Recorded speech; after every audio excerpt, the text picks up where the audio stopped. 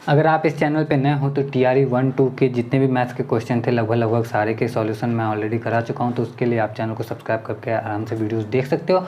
और अगर पहले से वीडियोस देख रहे हो तो hello learners, welcome back to the whiteboard. मैं हूं साकिब सक्षम और इस वीडियो में भी मैं आपको TRE 3 के किसी एक क्वेश्चन का सॉल्यूशन बताने वाला हूँ जो जनरल पेपर में आया हुआ था। क्वेश्चन हमारा मैथ्स का है, दो घनों के आयतनों का अनुपात 8:27 है तो उनके सतह का क्षेत्रफल का अनुपात क्या है।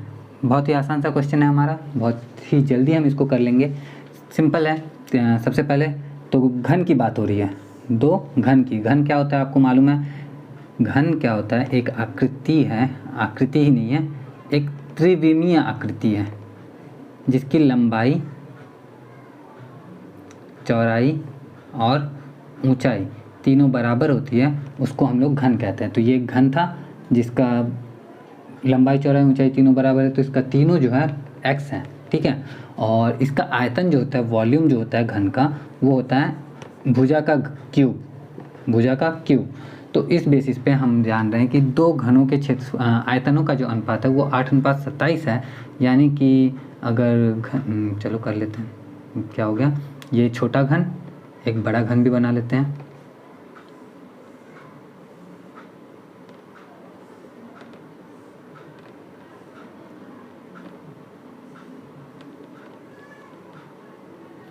ये बड़ा घन, ठीक है। इसका ये y है तो इसका जो आयतन होगा वो y³ हो जाएगा। तो x³ बाई y³ जो है वो आ गया हमारा 8/27। तो इस बेसिस पे x और y की जो वैल्यू है वो हम क्या निकाल सकते हैं? तो x बाई वाई का जो क्यूब है हमारा वो है 2/3 के क्यूब के, ठीक। तो बस निकल गया हमारा x/y बराबर है 2/3 के। अब इस बेसिस पे आप बोलोगे कि जो हमारा क्या नाम है, ये इसकी भुजा 2 और इसकी भुजा 3, आप सोचोगे तो ऐसा नहीं है, क्योंकि ये अनुपात से दिया हुआ है और अनुपात एग्जैक्टली नहीं होता है, ठीक है। किसी किसी केस में हो भी जाता है, लेकिन अनुपात का मतलब एग्जैक्टली हम नहीं कह सकते कि ये जो है इसकी भुजा 2 है, 2 इकाई और इसकी भुजा 3 इकाई है, वो नहीं कह सकते हम लोग। तो x/y का जो अनुपात हमें मिला हुआ 2:3 का है। अब इसके बेस पे हम क्या करेंगे? क्षेत्रफल पता करना है। तो घन के सतह का क्षेत्रफल क्या होता है? बताओ आप, क्या होता है घन के सतह का क्षेत्रफल? चलो करते हैं। घन में एक सतह, इस सतह की बात कर रहे हैं पहले, सामने जो हमारे दिख रहा है ना, उस सतह का। तो इस सतह का क्षेत्रफल चूंकि ये वर्ग के आकार का होगा तो इसका क्षेत्रफल जो आएगा वो आएगा x²। और इस तरह के कितने सतह होते हैं घन में? तो घन में होते हैं 6 सतह।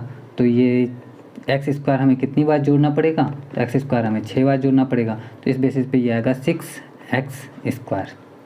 क्लियर? तो इसके सतह का जो क्षेत्रफल आया 6x² और इसके सतह का क्षेत्रफल आ जाएगा, वो आ जाएगा 6y²। 6 से 6 तो पूरा कैंसिल ही हो जाएगा, ठीक है। अब बचा क्या हमारा? x/y का स्क्वायर।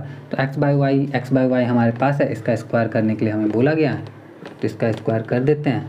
हमें मिला 4/9, यानी कि 4/9 हमारा राइट आंसर होगा।